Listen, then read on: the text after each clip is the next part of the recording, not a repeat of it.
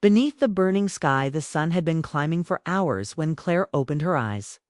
At first she thought the brightness behind her eyelids was a dream, a leftover from the night before.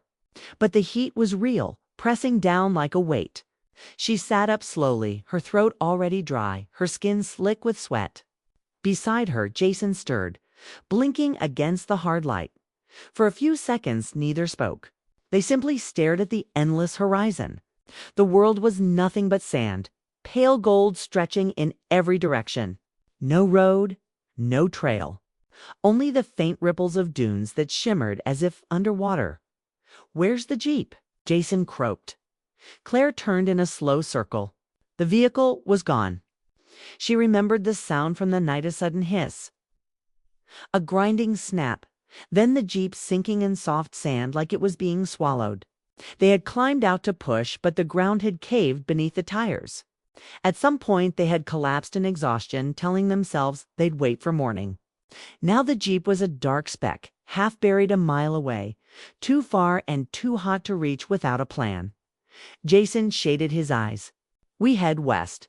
That's where the road was. I'm sure of it." Claire squinted at the sky. West looked no different from east, but arguing wasted energy. She tied her shirt over her head and started walking. The first hour was manageable. They rationed sips from the single bottle of water, half full, their only supply. Jason checked his phone every few minutes, though there was no signal.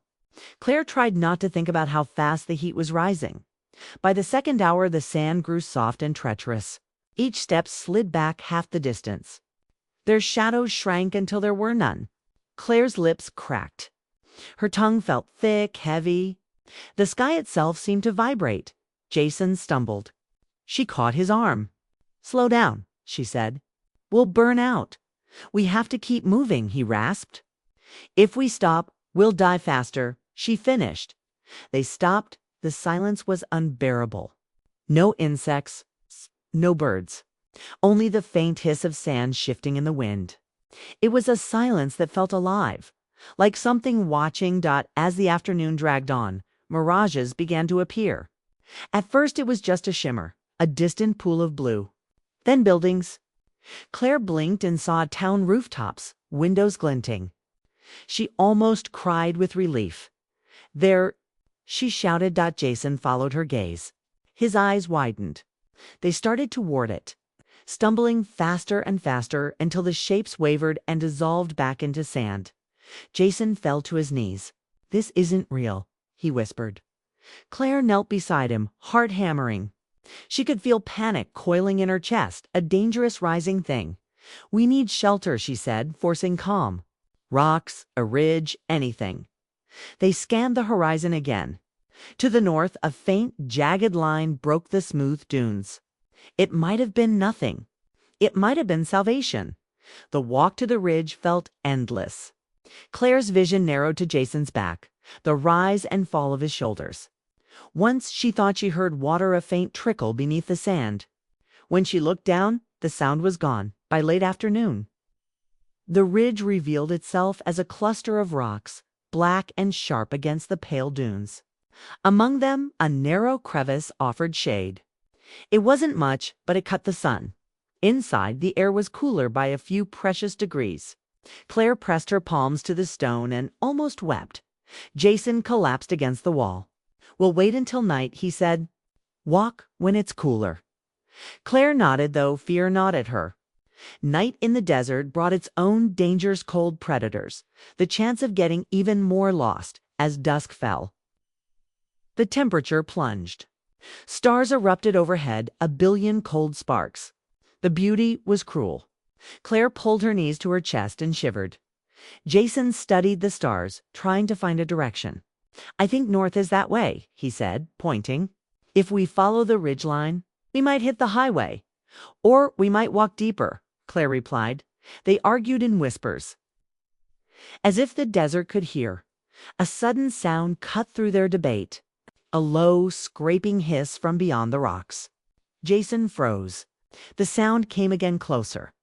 Claire's breath caught. Something moved just beyond the crevice, a shadow against the starlight. Then came the unmistakable rattle. "Snake," Jason mouthed. He reached for a rock, hand trembling. The rattling grew louder. Claire's heart slammed so hard she thought it would burst. Jason hurled the rock into the darkness. The rattle exploded into a furious buzz, then slithered away. They didn't speak for a long time. Near midnight, the wind picked up. Sand whipped into the crevice, stinging their skin.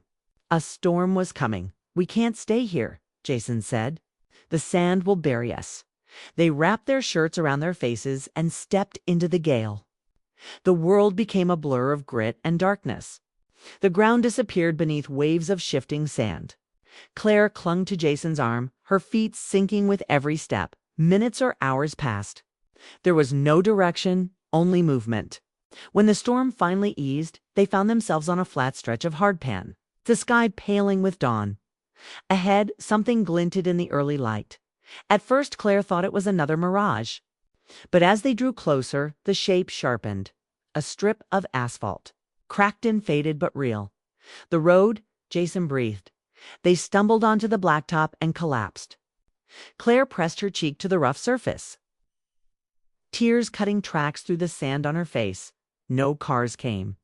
The sun rose again, cruel and blinding. They were alive, but still stranded. Jason forced himself upright. "We stay on the road," he said. "Someone will come." They began to walk. Hours passed. The road stretched empty in both directions. Claire's legs trembled with each step. Her vision blurred. Jason moved ahead, then slowed, his body weaving like a drunk. A low rumble broke the silence. Claire froze. Was it another hallucination? The sound grew a faint vibration beneath their feet. Jason turned, eyes wide. "Truck," he whispered. A white shape appeared on the horizon, shimmering in the heat. It grew larger, clearer. A supply truck. Bouncing over the cracked pavement, Claire waved frantically, every ounce of strength pouring into the motion. The truck slowed, brakes squealing. Two men jumped out, shouting in a language she didn't understand. Strong hands guided her to the shade of the vehicle. A bottle of water was pressed into her palm. The liquid burned her throat but tasted like life. Jason sagged beside her, his face streaked with salt and sand. They locked eyes, silent. They had survived.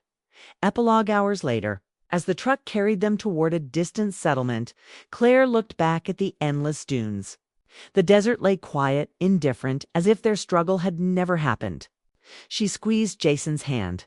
The fight to stay alive had been brutal. But it had also revealed something she hadn't expected. That hope once found was harder to kill than even the desert sun.